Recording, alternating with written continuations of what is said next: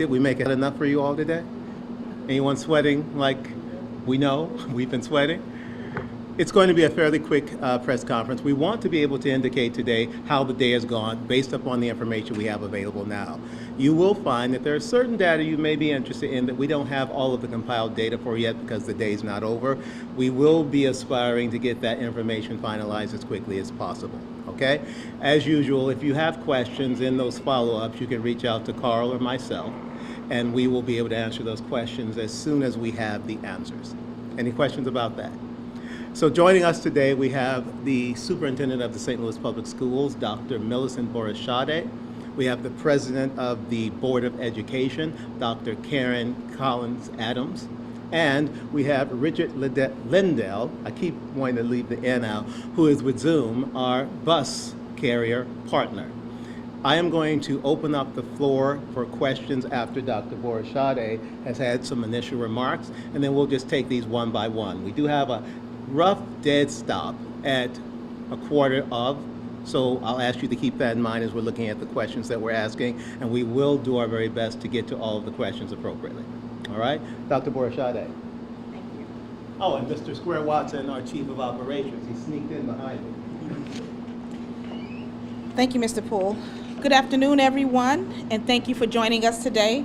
This year's focus is on New Horizons, One Dream, One Team. And here are some key highlights from our first day. Our focus remains on student success, safety, and seamless operations as we kick off the 25-26 school year.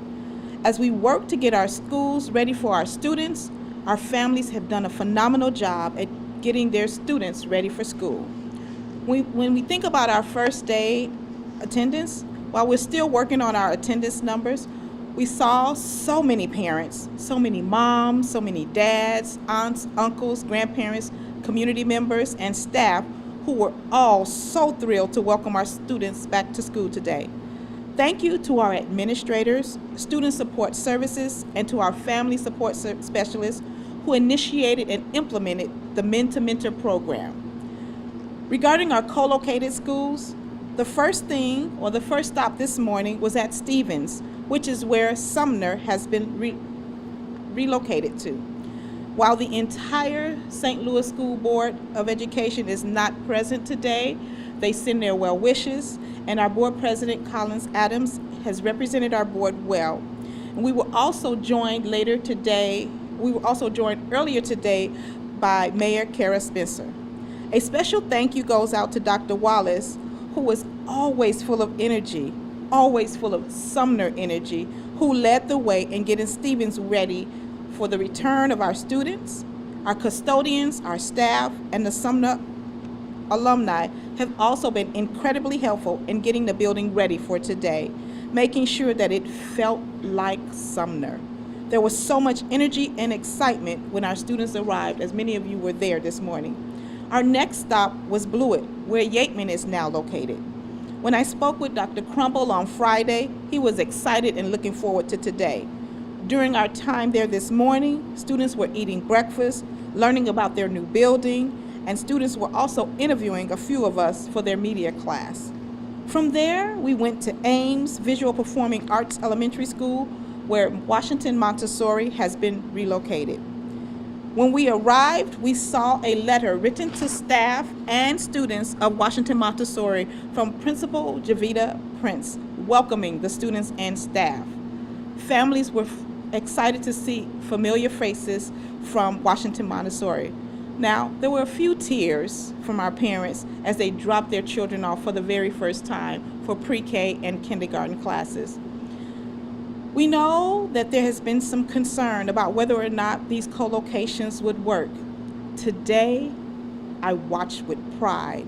I saw that not only does it work, they thrive, which warms my heart and proves that the spirit of St. Louis Public School is alive and well in St. Louis. And when the adults, I'll say it again, when the adults believe in our children, they rise to the occasion. Soldan has been relocated to Gateway STEM, and when we arrived, we had an opportunity to see students engaged in learning. We also visited the VET program And now that Soldan has been co-located there, students from Soldan would have an opportunity to participate in the VET program. There's also a dog park there that can be used by staff. When we think about our before and after care, based on feedback from our families, we started before care on the first day of school today. Today, there were 349 students in attendance for our before care, and we have yet to receive our aftercare numbers. When we think about our Zoom app, to streamline student transportation and to make sure that everyone had knowledge of where the buses were, parents, staff, administrators, all have downloaded the app. Each of the monitors in the schools also display the location of our buses. Since launching the app, we have 5,000 parents who have downloaded the app and still counting. While there may have been a few delays, 100 of our buses were covered. 100 of our buses were covered. I'll say that again, 100 of our buses were covered. Routes were covered, and we had spares available. When we think about our cell phone policy in response to Senate Bill 1581, to foster focused learning, we introduced and refreshed a cell phone policy district-wide. Schools reported that the cell phone policy rollout went well. Many schools instituted collection systems like they had before. One principal stated that this is their second year having students turn in cell phones during the day. One high school assistant principal said that students turned in their phones without any incident. Another high school had an assembly to share cell phone expectations, since cell phone expectation or collection was new to them. Again, this is all in response to Senate Bill 1481. And before we made this cell phone policy, we had a survey shared or sent out to our families. We had 858 family responses. We had 294 responses from our staff. In closing, we recognize that strong attendance, reliable transportation, and a focused learning environment sets the stage for academic success. Thank you to all of our family, our staff, community members, community partners for helping make 2025-2026 launch great. We look forward to building on this momentum. Thank you. Talk about a few delays. Can you explain how long the delays were, what will be done to those improvements, and how many students are impacted today? So I will share the information that I have readily available to me, and then I'll turn it over to our partner at Zoom. We noticed that there were some delays, and when we talked about what those delays could have been, we talked about the construction and that there is a heightened number of cars or transportation or more transportation on the roads today, which could have impacted the arrival times of our buses. And what will be done then tomorrow and the days to come? We had one grandmother call saying her grandson wasn't there after an hour, so delayed an hour, so what will be done now? So you say you had one grandmother, but you had probably had 70 grandmothers who said that their buses were on time. We are going to continue making those adjustments, looking at our data that we have readily available to us to make those adjustments and necessary time changes. What was the on-time rate? We haven't looked at that just yet, but we should have that information by the end of this week. And you don't have any attendance numbers? We don't have attendance numbers at this time. Okay, because we're really concerned because we didn't see any walkers at any of the tornadoes near our school. Great that you didn't see any walkers. The reason that you didn't see, Picked up by shuttle. they were picked up by shuttles and taken to schools. How many walkers were picked up by shuttles? We were there like an hour before. Well, I don't have all of those numbers, but we do know that our plan was for those buses to pick up those students who were walkers. They were to go to the school. We had safety and security at the schools ahead of time so that the students wouldn't be out there alone. And then as the buses arrived, the students would get on the bus and then they would take them to their schools. So to say that there were no walkers that you saw indicates that The drivers also told us that they didn't have any walkers to pick up. I'm sure that we did have a few picked up. We did. Our safety and security did say that we're here with students. That was what was reported to me. Yeah. When will you have those numbers? First day of December? We should have all of that by the end of this week. Okay. And then in terms of a scenario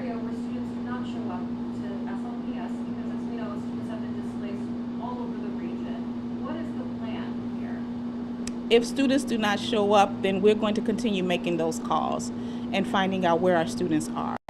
And then once we find out where our students are, doing what's necessary. If they have moved out of our area, then we will, wish them well. If they are still with us, then we would go ahead and work with them to make sure that they are part of the St. Louis Public Schools transportation routing. Do you anticipate any impact on staff if these student attendance and enrollment numbers are way down, especially for particular schools? So there could perhaps be an impact if we don't have all of the students that we need to justify that. Can you provide a little bit more insight, though, into what was the specific communication that was made to families who live in the path of the tornado? So I can say when I visited some of the homes to care packages that we put together for the families, and I asked the parents, do you know where your child is going to go to school? And the family said, absolutely. You shared that with us. We received letter. We saw it on TV. It's been communicated. People have called us. So we know where we're going to school. But I'm asking specifically, what was the plan? Was it, text messages, emails? Like, help me understand if it was specified for the specific families. Yes, letters went to those families via email. Phone calls were made by the principals, by the school staff. In some cases, if home visits needed to be made, those visits were made as well. Thank you. What will be done throughout the school year for those students who were impacted by the tornado? How will we make sure that they are okay emotionally as they move throughout the school? So we continue to have our counselors and our social workers available, and we also have telehealth through Care Solace, so that even if a child is experiencing some trauma or needs some additional resources after school hours, they can use Care Solace and make phone calls, and someone will be available to help them. In the event of our adults, we would just encourage them to use our EAP system. I have a question for school, if that's okay. So we know that you guys have an app. Can you explain how it works for the parents at home who may not have gotten logged on yet, or for people who just may be curious? Sure, great question. For the parent app, parents can go to the Google Play Store, the Apple or the Apple Store, and download the free app. They can log in using the email and phone number that's registered with the district, and they can see their students' bus stop information and track the bus in real time. Do you have any more insight into the delays that we saw today, or how many crews were canceled? So- How many were delayed? Yeah, there were no routes canceled. We had 100% coverage of all 220 routes, and we even had standby drivers that were available to help if we had call-outs, which we didn't even need to tap into. So it was a really great morning. As far as the parent app, we last week at the board meeting we had over 2,000 parents that had downloaded the app, and as of this morning we're over 5,000. So we really encourage parents to download the app so they can get the real-time information that's given to them every morning and every afternoon. And the delays? There's going to be some delays. It's the first day of school. Not all the students are going to ride the bus the first day. Saw a lot of parent traffic around the campuses, which impacts the routing time. On the app, when there's a delay, it doesn't explain why there's a delay, correct? It just says that there's a delay. So we do have a customer service team that does reach out to the parents when the bus is going to be more than 15 minutes late, and we send those messages out. They get those messages through push notifications, and if the parents are able have turned on the SMS notifications in the app, they get those messages through SMS as well too. So I'm going to push on this a bit because you talk about data and having all this data. Sure. But you don't have an on-time rate for this morning? Not that we can share it just yet, because our data refreshes each day. So we've only had a half a day that we've run impacts. For So kids trying to get to the first day of school. Correct. Very important, obviously. Yeah. So, and we were, hoping for much better performance this year. understood. Well, like I said, we'll get that information to the to St. Louis Public Schools, and we'll get that information out later this Okay, week. one more question. Is the bus depot your permanent site? Is that? Yes, ma'am. Okay. The contract talks about service, maintenance, and fueling, and this 12,000 square foot facility, break rooms, water. Yep. not seeing that, so. Well, you'll see more to come, I promise. Okay, we have, excuse me, we have time for about one more question. Superintendent, I wanted to ask you, it sounds like it was a pretty successful day when it comes to the buses and things of that sort. What is your response to the teachers union who say that they have confidence in you? But it seems like, from what you reported, that it was a successful day. Yes, I'm going to defer to the comment or the response that our School Board of Education has already provided. Thank you. It was mentioned that there were more buses than fewer students. Can someone comment on